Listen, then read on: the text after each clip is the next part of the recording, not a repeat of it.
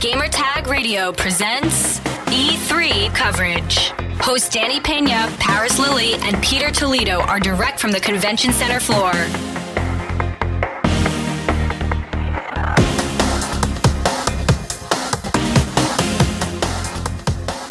What's up, everyone? Peter here with Gamertag Radio E3 2018. It's pretty much my first interview of today. Got to go check out a brand new IP or brand new title release from Deep Silver. It's F1 2018. Sitting here with Lee. Talk to me about F1.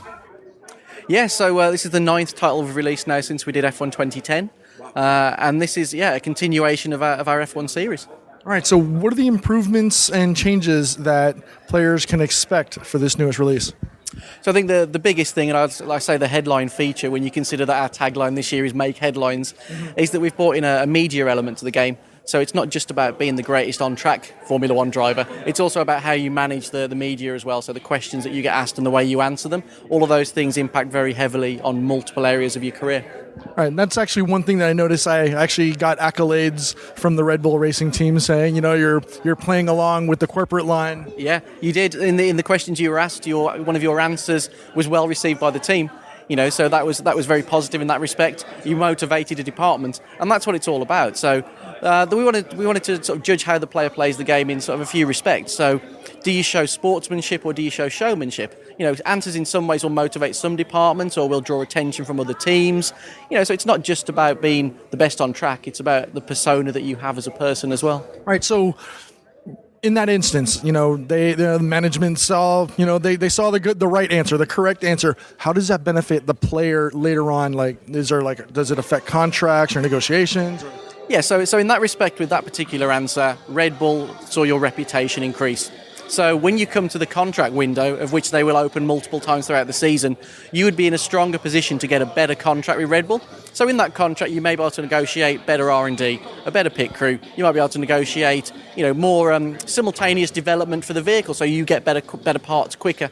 So you can actually directly impact on how things work with the team. But you can also, if you want to impress another team, for example, your answers may also do that. Or it also may be that a team's looking for somebody who exerts a certain characteristic. Are you a sportsman or are you a showman?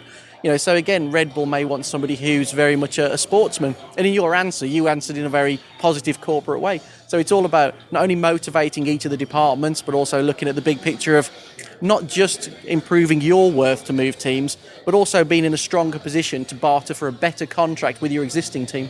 Or other team. Or other team. So, what other changes for 2018? I did notice that there was the bar in the middle of the screen because that's a new ruling. How does that affect? And is there other rulings that could be within the game?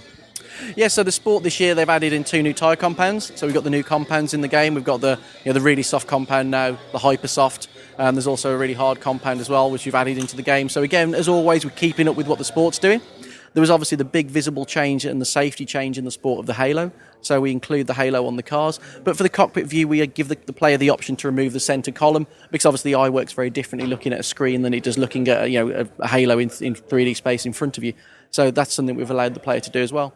We've also got new tracks this year as well. So Hockenheim's back onto the calendar, which is a great track. It's a really famous Formula One circuit.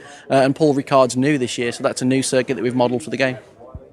So obviously F1, everybody's synonymous. F1 is synonymous with gas-powered engines. Obviously, we've got electrics, coming up as in popularity. Are we have any electric vehicles highlighted in the game? So we've added in the energy recovery system this year. So obviously that's the battery power that augments the petrol engine. Right. And the player now has the ability to manage that through the race, through the practice sessions, through the qualifying sessions. We have a practice program which educates them on how to use the ERS. And it really mixes the racing up because the AI also have the same system. So they intelligently know when or when not to use it or what mode to be running in. It's got 5 modes, so you can choose the deployment and how heavily you want it to be harvesting. But for players who don't really understand that and don't want to play at that level, they can set it to auto, and the game will actually manage it for them. Okay. And one last thing. I know typically when you're in a race team, and I know this more so over the last couple of years because I've been following like Le Mans, 24 Hours, and stuff like that.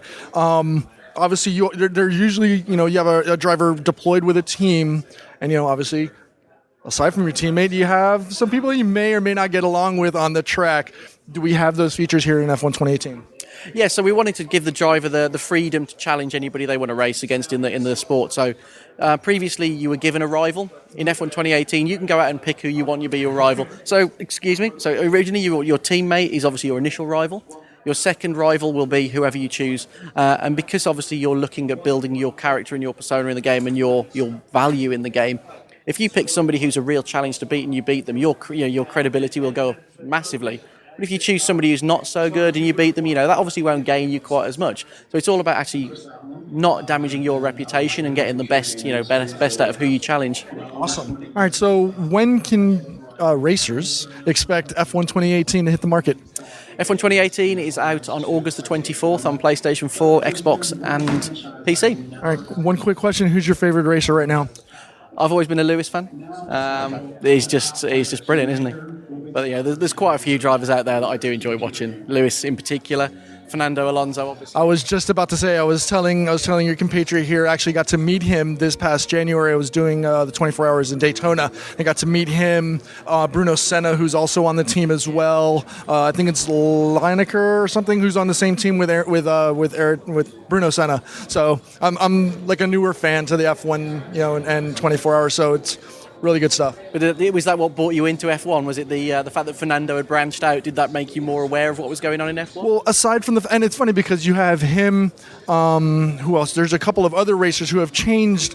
They're no longer racing in the regular races. They're now doing that. And plus, it's not just, prototypes there. You've got luxury and all those others. So it's just seeing all the different types of cars out on the track. It's just so much fun. Yeah, it's great to see drivers proving that they are such a good all-rounder that they can actually turn their hand to any vehicle. Yep. If you've got that feel, you've got that feel, and it translates across it, obviously. So it definitely shows. So thank you very much for all your time. Thank you. Pleasure.